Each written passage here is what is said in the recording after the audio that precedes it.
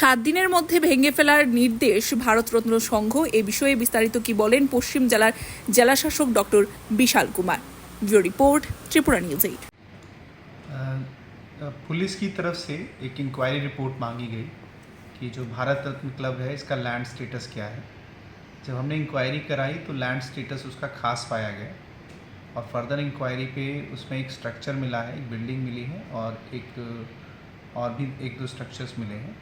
तो कानून की तरफ से जो कार्रवाई होती है उस हिसाब से उनको वहाँ से हटाने का नोटिस दिया गया है।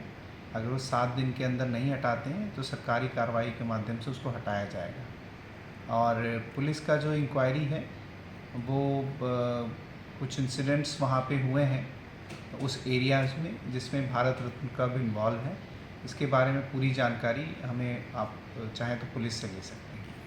एक क्लब का ही सरकारी जमीन में या आसपास जो जगह है वो भी सरकारी जमीन पे है? जो टोटल एरिया है वो अमूमन लगभग 1 एकड़ के आसपास है। उसमें क्लब का एरिया भी है, उसके सामने का भी थोड़ा एरिया खास ज़मीन है। Thank you.